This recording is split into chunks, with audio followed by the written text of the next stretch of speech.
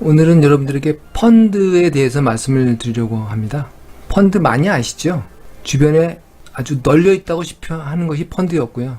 저는 펀드 전문회사인 과거엔 대한투자신탁이라는 회사에 젊어서 입사를 해가지고 젊은 시절 고객들하고 같이 펀드로 자산 관리를 해본 경험이 오랫동안 있었습니다. 고객들하고 굉장히 많은 좋은 관계도 쌓았고 또 세상 경험도 많이 했죠. 지금은 펀드가 많이 외면받고 있는 상황이고요. 그리고 펀드가 주변에 많이 있지만 수익률 중심으로 설명도 되고 관심을 갖고, 물론 감독은 판매 규정이나 지침은 그 위에 여러 가지 투자 관련 내용에 대해서 정확하게 공지하도록 하고 있고 그걸 지키고 있지만 대부분 관심들은 그 판매 중심에 돼 있습니다. 제가 보기에는 펀드라는 것이 현대 투자 이론에 중요한 내용들이 담겨져 있고 또 장점도 많고요. 특히 제가 보기엔 100세 시대에 장기 투자를 한다고 하면 펀드라는 것을 몰라서는 안 됩니다. 전 세계적으로 가장 중요한 금융상품이고요.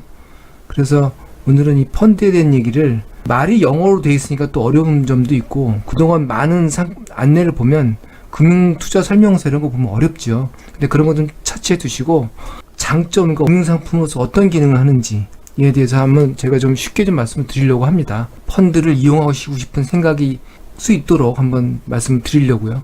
제가 경험으로는 펀드가 굉장히 장점이 많고 꼭 이용하셔야 된다는 점, 그 점을 다시 한번 말씀드리고요.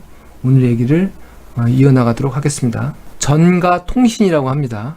사자성어로 당나라 시대에서 전해오는 그 사자성어인데요. 한 관리가 큰 비리 사건을 맡으면서 수하들한테 아무튼 공명정답하게 빨리 해결해라 하고 이제 다그치고 다음날 아침에 다시 관청에 나가봤더니 책상 위에 편지하고 그 돈이죠. 돈이 옛날에는 관 단위로 돼 있었던 모양입니다. 그래서 3만 관이 있었다고 합니다. 놓여 있다고 합니다. 그리고 편지로 이 사건을 불문을 붙여주십시오. 요즘 얘기로 치면 비리가 되겠죠. 그래서 다시 수하들을 재촉을 해서 이거 큰일 나겠다, 빨리 처리해라 하고 또 퇴근하고 다음날 아침에 출근해 봤더니 이번에 5만 관과 똑같은 편지가 있었답니다. 또 같은 절차를 밟고 그 다음날 다시 또 출근했더니 10만 관이 와 있었다는 거죠.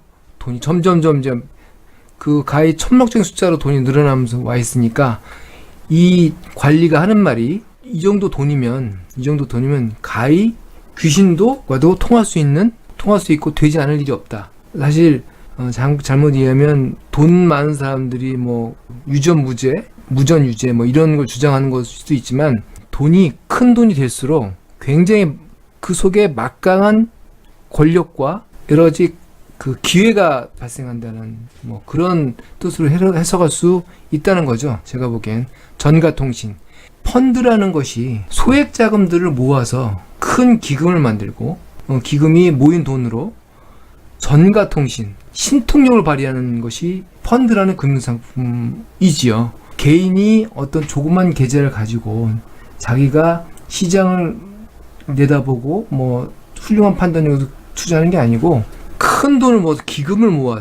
기금을 모아서 거기서 발생하는 여러 가지 장점을 가지고 그 투자를 유리하게 만들고 그거를 똑같이 나눠 갖는, 그게 한마디로 FUND, 펀드가 되겠습니다. 이거는 펀드라는 거는 영어로 FOUND, found, 기반이 되다라는 그런 뜻이지요.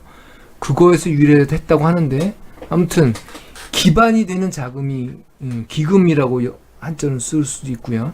기금을 만들어서 무언가를 한다는 뜻이죠. 그게 펀드의 시초고 기본적인 개념입니다. 그림에서 보시는 것처럼 왼쪽에 산신령께서 펀드에 신통력을 주고 있는 모습을 한번 그려봤습니다. 아까 이 전가통신이라는 요 사자성어는 부정부패하라는 뜻이 아닙니다. 그런 뜻으로 눈이 띄어서 한번 활용을 해봤고요. 펀드의 의미와 그걸 한마디로 요약하는 내용이 아닌가 싶어서 한번 여러분들에게 말씀을 드려봤습니다. 대략 당나라 때니까 한 1300년 전 얘기예요. 펀드의 기본적인 개념이 그렇다는 걸 말씀을 좀 드리고요. 펀드에는 제가 보기에는 한마디로 말씀드리면 알파와 베타가 있다. 이렇게 요약을 좀 드리고 싶어요. 아주 쉽게 말씀을 드리면 이미 투자를 하시는 분들은 아실 수도 있습니다. 알파와 베타라는 거는 첫 번째로 알파라는 능력은 이른바 초과 이익을 만들어내는 능력이라고 할 수 있어요. 어떤 정해진 위험에 투자를 하게 되면 위험이 발생하죠. 정해진 위험 위에 새로운 능력을 추구 수익을 만들어내는 능력, 알파라고 정의를 표시를 합니다. 파파이가 저 어렸을 때 굉장히 인기 있던 캐릭터였는데, 만화 캐릭터였는데, 이거 제가 그린 겁니다. 도용 아니에요. 뽀빠이가 시금치를 먹고 각자의 힘을 내죠. 보통 이상의 힘을 내죠. 그게 알파의 능력입니다. 펀드라는 것이 그런 능력을 만들어내는 데부터 시작을 했습니다. 원래는 기금이라는 거가 처음 시작된 게 최초는 주식회사 거에서부터 시작됐다고 볼 수가 있어요. 1602년에 네덜란드 동인도 회사가 이 주식회사의 최초 시장 모델인데, 이 회사들은 자금을 모아서 배를 사고 선원들을 아주 위험한 해외 정복 사업에 나갔죠. 거기서 성공하고 돌아오면 막대한 수익이 나고, 대신 막대한 투자 자금을 기반으로 해서 빚도 얻고 이렇게 해서 출발했는데, 아무런 조건 없이 나가게 되면, 이런 주식회사 형태가 갔다 오면 실패했을 경우에 대규모 사람도 죽고 여러 가지 이런 거 처리해야 되는 문제가 있었죠. 그래서 이것을 해결하기 위해서, 그리고 이런 모험자분 투자를 촉진하기 위해서 한 것이 주식회사라는 제도의 시작입니다. 우리가 펀드라고 이렇게 이게 이제 우리는 회사형이라고 번역을 하는데, 아무튼 최초 형태가 그렇게 돼서 소액 기금을 모아서 낸 만큼만 돈을 위험을 부담하고 소액 투자에 성공하면 수익을 지분만큼 분배받는, 그게 이제 펀드의 기본 개념입니다.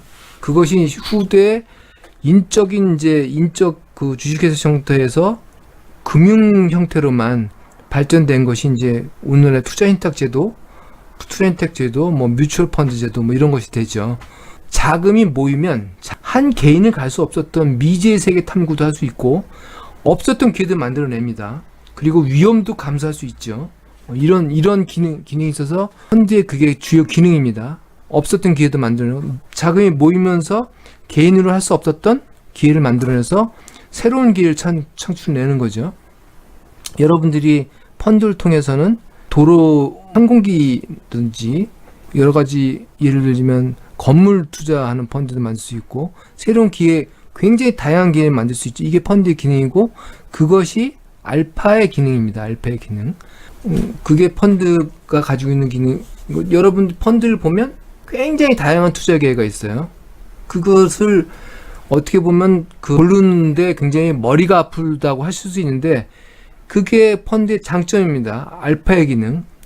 여러분들이 그것 중에서 선택할 수 있는 기회를 잘 선택할 수 있으면 기회가 있는 거죠. 여러분들 좀 공부를 하시고 세상의 물정으로 돌아가는 걸 알게 되시면 굉장히 좋은 기회가 줄 수 있는 알파라는 수익을 만들어 드리는 거, 이것이 펀드의 첫 번째 기능이고요. 두 번째로는 베타라는 것입니다. 이게 베타라는 게 투자론에서 베타 위험이라는 게 시장 위험에 따른 이익의 변동. 이거는 어디서 어떻게 발생이 되느냐 하면, 현대 펀드 이론의 기본이 될 수 있는 것은 분산 투자 이론이라고 이제 여러분 들어보셨겠는데, 분산 투자 이론이라는 노벨상을 탄 분이 계십니다. 그분들이 만들어낸 분산 투자 이론을 기반으로 해서 혼자 투자할 때보다 여럿이 투자하고 다양하게 투자를 하게 되면 위험을 줄일 수 있다는 거죠. 똑같은 수익을 얻는데, 그걸 베타라고 표시를 합니다. 위험 분산 조건. 통상 주식을 예를 치면 한 개 종목보다 주식 종목 10개 정도 내외로 투자를 하게 되면 위험이 이렇게, 여기가 종목수가 늘어나고 여기가 위험이라고 하면 위험이 이렇게 종목수가 늘어가면서 줄어들어요. 이게 한 10개 종목 그 전후가 된다고 해요.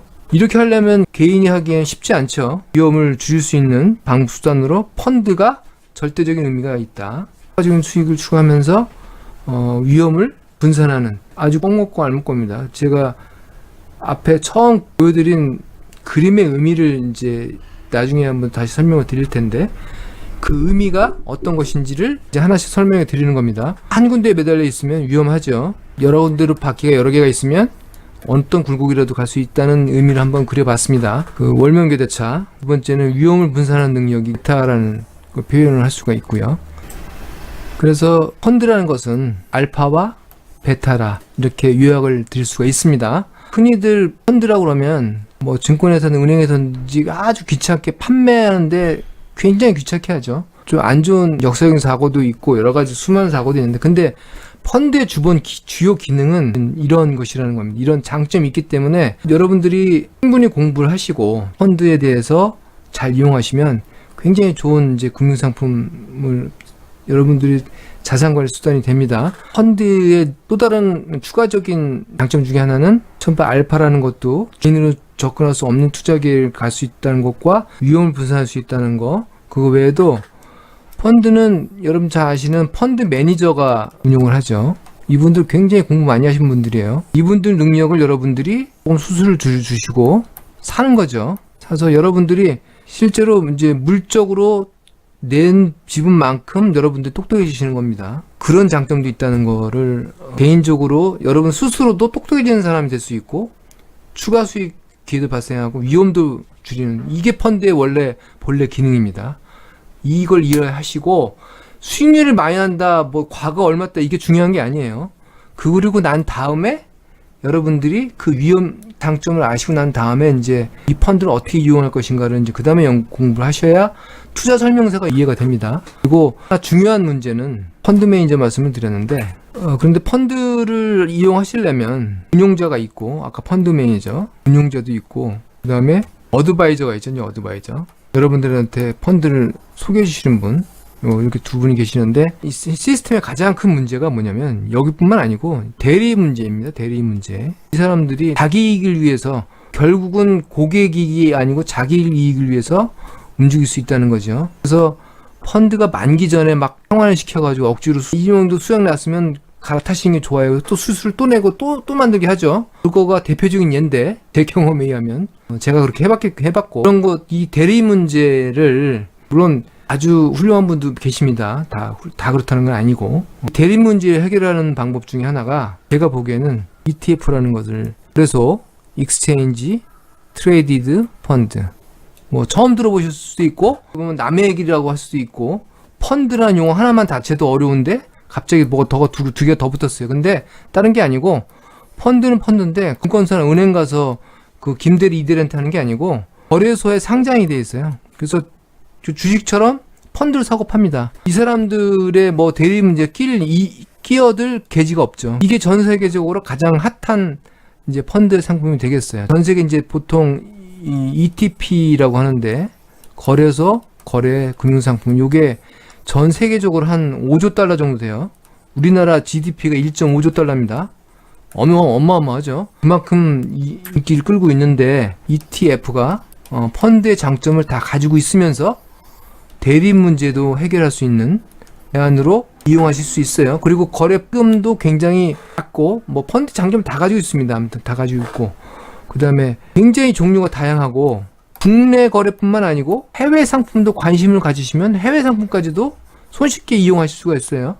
머리 안 아프게 시스템이 굉장히 많이 발달이 되어 있어서 여러분들이 한번 관심을 가지시고 펀드를 하신다고 하면, 저는 상품을 안내하는 데가 아닙니다. 그냥 여러분들의 금융 소비자들이 어떻게 하면 자산 관리를 자주적으로 금융을 좀 알고 하실 수 있도록 가이드 역할을 하고 싶어서 하고 있는 것이고요. 이거 한다고 제가 어떤 수수료를 받는 거 아닙니다. ETF나 이런 걸 이용하시고, 펀드는 굉장히 훌륭한 상품이다.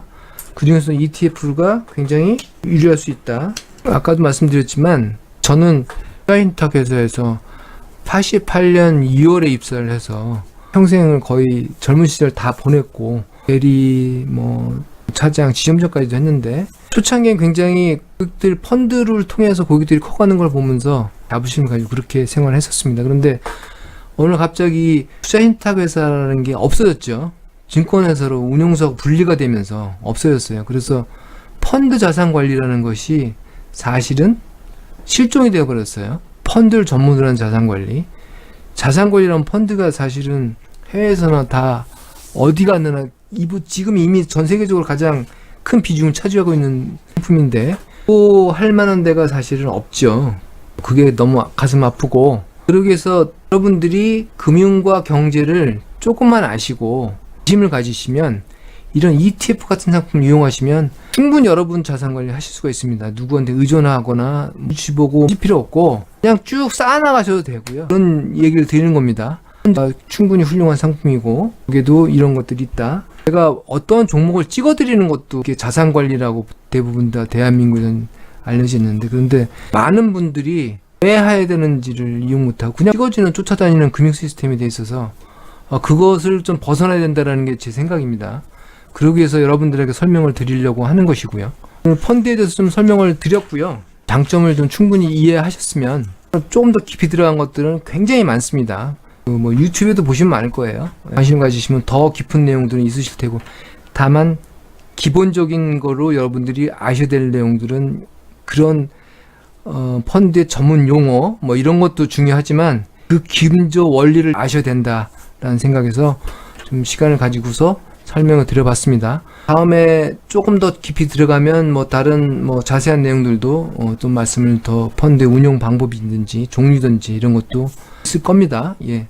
금융 소비자들이 아주 쉽게 금융상품을 이해하고 경제를 이해할 수 있는 그런 환경을 만들기 위해서 교과서 같은 그 얘기들을 전하고자 이런 시간을 가지고 있습니다. 그런 것을 위해서 노력을 할 겁니다. 취지를 이해하시고 이용해 주시고요. 응원하시면 또 아래 구독을 좀 눌러주시고 기운을 얻겠습니다. 장시간 청취해 주셔서 감사합니다. 감사합니다.